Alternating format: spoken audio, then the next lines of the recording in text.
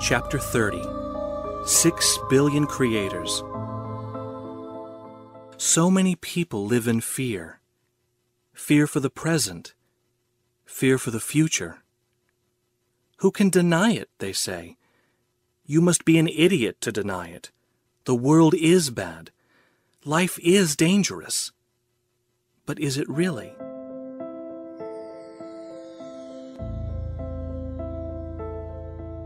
It didn't happen often.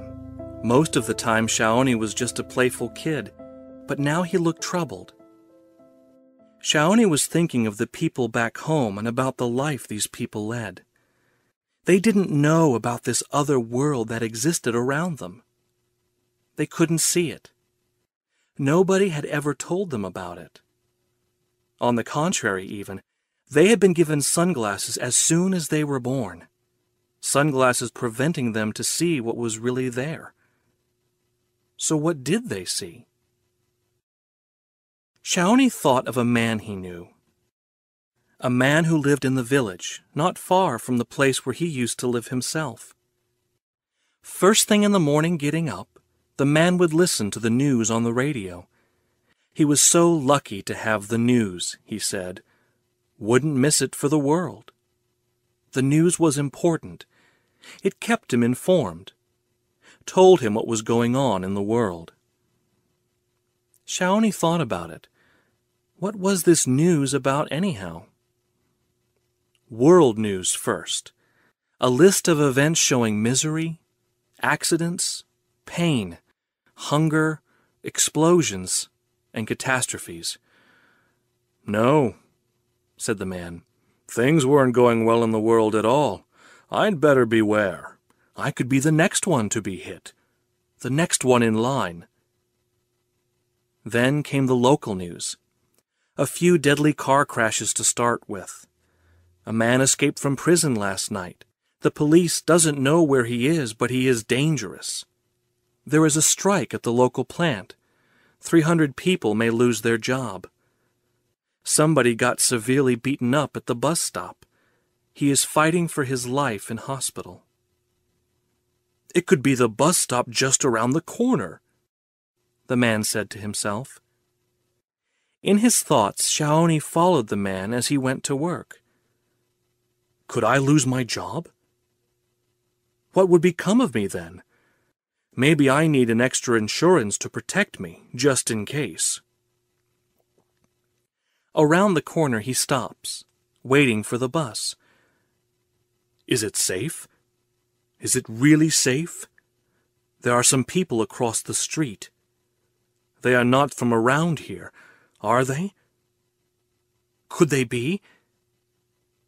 Fear settles in his mind. Fear for the present, and fear for the future. Who can deny it? He said. You must be an idiot to deny it. The world is bad. Life is dangerous. The man lived in fear. He saw a world filled with dangers, but at the same time, he completely missed the young couple in love standing beside him, the flowers in the field across, the birds' symphony just above his head. He could have been dancing with joy if only he had cared to look. But there he was. Yes, Shaoni said. Aniola is right. People do only see what they want to see. They only see what they believe in. Shaoni's thoughts went back to the man as he arrived at his job. Something strange was going on. Shaoni saw how almost everybody here had been hit by the same disease. They all seemed to look at the world in a negative way, and they all lived in fear. As soon as the man arrived, someone asked, Have you heard the news? Did you hear about the 300? Did you hear about the man who was beaten up at the bus stop? Did you hear about the guy who escaped? Some hadn't heard about it yet, but they had heard other stories, just as bad, just as frightening, worse even. The day went by, and a stressful day it was. At a certain point, his boss asked him to come up to his office. Some problem had risen, he said. The man feared for his job, his future. Fortunately, it was all right. He wouldn't be sacked.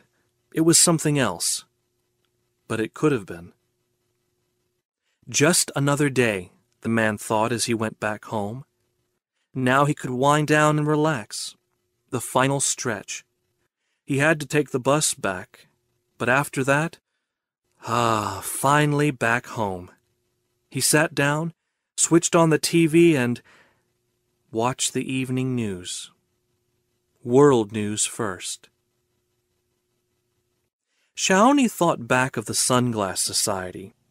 Suddenly, he understood the deeper meaning. These people were blinder than those of the sunglass story. They couldn't see the world beyond, couldn't see how beautiful it was. They received constant confirmation that there was no beauty, or at least, if there was, it was the exception rather than the rule. Yet all at the same time, it was just out there, right in front of them. Shaoni felt pretty down by now. He looked around into the world, and all he saw were depressed people living in fear. Not only they lived in fear, they even felt that there was no hope for it to get any better. A world in which there was ever more hatred, ever less love, ever less understanding. And this world, this awful world that nobody wanted, that everybody was afraid for, they were creating it themselves, day by day, with both their hands, and working hard at it. Wasn't that what the wizard had said? The world is a reflection of our own expectations, he had said. By being convinced that something is, we actually help to create it, even if we don't want it to happen. 6 billion people fearing disaster, fearing the future, fearing, convinced even that they had no control over it. 6 billion people having sunglasses on, sunglasses they received from the very moment they were born.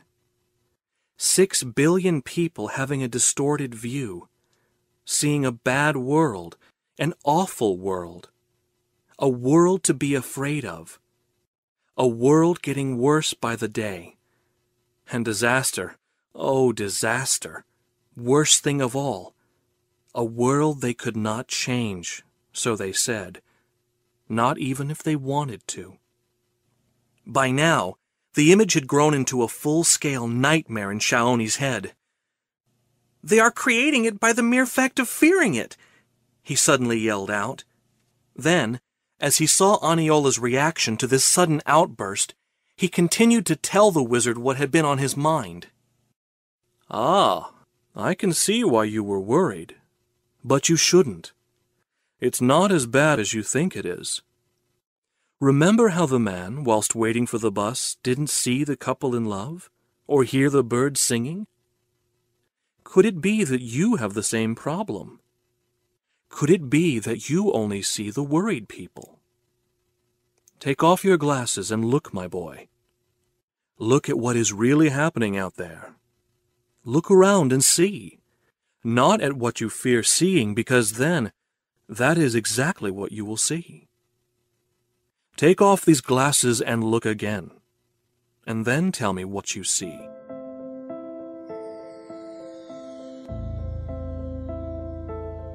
Later that evening, when all had gone quiet, the wizard came up to the boy and said, "Walk through life whilst keeping an open mind, not to the misery, but to the beauty around.